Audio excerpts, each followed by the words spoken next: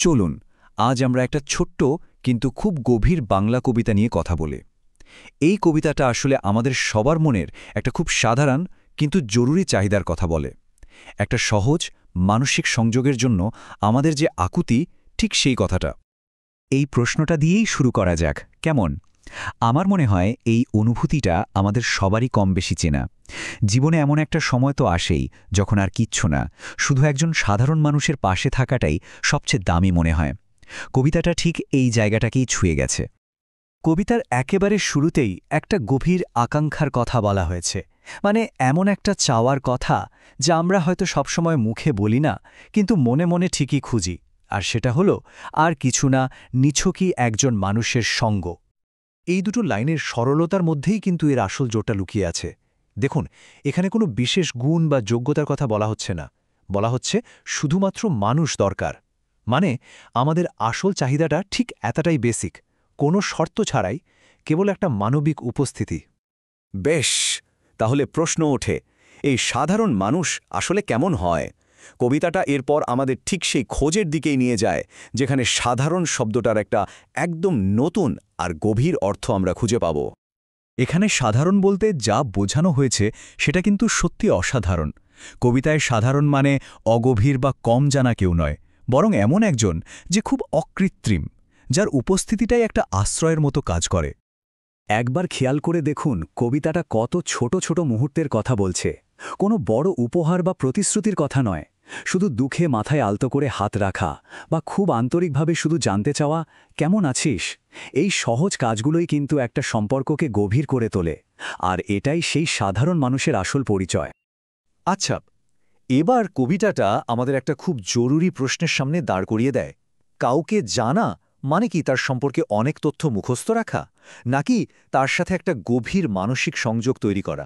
কোনটা আসল? এই তুলনাটা একবার দেখুন, কি দারুণ তাই না?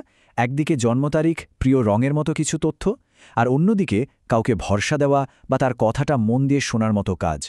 কবিতাটা খুব পরিষ্কার করে বুঝিয়ে দিচ্ছে যে সত্যিকারের সংযোগ তথ্যের উপর নির্ভর করে না, করে আন্তরিকতার ওপর। আর এই লাইনটা যাদের মনে থাকে না, ভাবুন একবার, যাদের এসব ছোটখাটো তথ্য মনে থাকে না, কবিতা কিন্তু তাদের দোষ দিচ্ছে না, বরং এটাই বলছে যে এরা হয়তো আরও গভীর কোনো দিকে মনোযোগ দিচ্ছে। তাদের কাছে সম্পর্কের আসল ভিত্তিটা হলো অনুভূতি, তথ্য নয়। ঠিক আছে, তো এবার আমরা এই আলোচনার সবচেয়ে আবেগঘন অংশে চলে এসেছি। এখানে কবিতাটা মানসিক নিরাপত্তা আর নিজেকে প্রকাশ করার স্বাধীনতার কথা বলছে। এমন একটা আশ্রয় যেখানে নিজেকে পুরোপুরি মেলে ধরা যায়, কোনো ভয় থাকে না। একবার ভাবুন তো, জীবনে এমন একজন মানুষের উপস্থিতি কতটা জরুরি, যাকে কোনো রকম দ্বিধা বা ভয় ছাড়াই নিজের ভেতরের সব কথা বলে দেওয়া যায়। কবিতার এই লাইনটা আসলে সেই মুক্তির কথা বলছে, যা আসে সম্পূর্ণ বিশ্বাস থেকে। আর এটাই হয়তো কবিতার সবচেয়ে স্পর্শকাতর আর শক্তিশালী ধারণা। নিজের ক্ষত, নিজের লুকানো কষ্টগুলো দেখানোর জন্য যে সাহস লাগে, তা শুধুমাত্র একজন নিরাপদ মানুষের কাছেই দেখানো সম্ভব। এই লাইনটা সেই গভীরতম সংযোগের কথাই বলছে, যেখানে কোনো রকম বিচার বা সমালোচনার ভয় থাকে না। তো যে খোঁজটা দিয়ে কবিতা শুরু হয়েছিল, সেটা এবার একটা সমাধানের দিকে এগোচ্ছে। আর সেই সমাধানটা সত্যি বলতে বেশ চমকে দেওয়ার মতো, কারণ উত্তরটা লুকিয়ে আছে ওই সাধারণ শব্দটার মধ্যেই। পুরো কবিতা জুড়ে যে গভীর সংযোগের খোঁজ চলছিল, তার উত্তরটা কিন্তু কোনো বিখ্যাত বা জটিল মানুষের মধ্যে পাওয়া যায় না।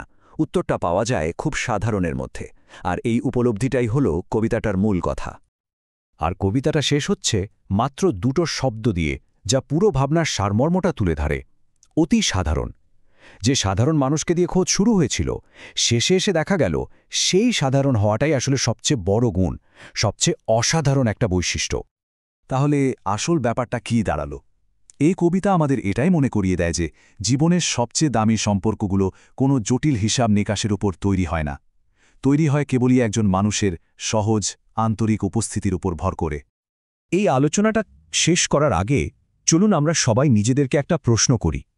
এই কবিতাটা শোনার পর একটু ভাবা যাক, আমাদের জীবনে সেই ভরসার, সেই অতি সাধারণ মানুষটি আসলে কে?